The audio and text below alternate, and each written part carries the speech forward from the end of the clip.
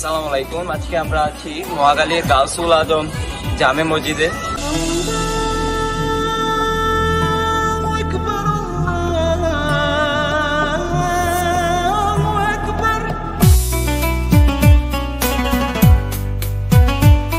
গাউসুল আজম জামে মসজিদ মহাখালীতে অবস্থিত। এটি 1989 সালে প্রতিষ্ঠা করা হয়।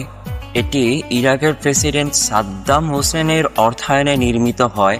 এই মসজিদটির জায়গার জন্য বরাদ্দ দিয়েছিলেন বাংলাদেশের রাষ্ট্রপতি হোসেন মোহাম্মদ এরশাদ। মসজিদটির নামকরণ করা হয় হযরত আব্দুল কাদের জিলানী রহমাতুল্লাহির নামে। এই মসজিদের সবচেয়ে সুন্দর দিকটা দেখেন, একদম পুরো ফাঁকা স্পেস, মানে এখানে পর্যাপ্ত পরিমাণ ভালো বাতাস আছে। আমি ফার্স্ট টাইম এই মসজিদে এসে মুগ্ধ হয়ে গেছি।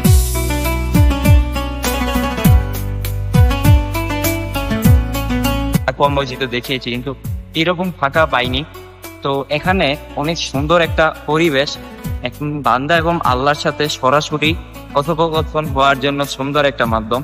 এখানে নামাজিরা সুন্দরভাবে নামাজ পড়তে পারে।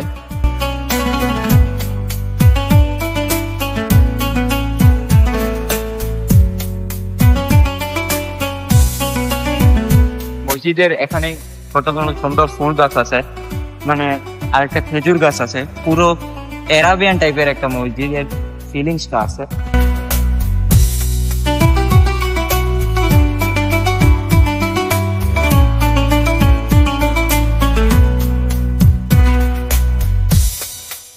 মসজিদটি লাল ইট দিয়ে তৈরি। এখানে দুটি গম্বুজ, একটি মিনার রয়েছে। মসজিদটি শীততাপ নিয়ন্ত্রিত। এখানে প্রশস্ত অজুখানা আর গাড়ি পার্কিং এর সুবিধা রয়েছে। মসজিদটিতে প্রায় 3000 মুসল্লি একসাথে নামাজ আদায় করতে পারেন। মসজিদটিতে সাদা মার্বেল আর চকচকে টাইলস ব্যবহার করা হয়েছে, যা ভেতরের পরিবেশকে শান্ত ও পরিষ্কার রাখে। মসজিদটিতে বিভিন্ন ধরনের ক্যালিগ্রাফি আর নকশা ব্যবহার করা হয়েছে। নামাজের জায়গাগুলো সুন্দর কার্পেট দিয়ে সাজানো। মসজিদটি কাঠ ও মার্বেলের মিশ্রণে তৈরি, যেখানে মিম্বারে ইমাম সাহেব খুতবা দেন। মসজিদের সাউন্ড সিস্টেম খুবই উন্নত মানের, যাতে আজান ও খুতবা শোনার স্পষ্ট ব্যবস্থা। কেমন লাগলো আপনাদের এই মসজিদটা?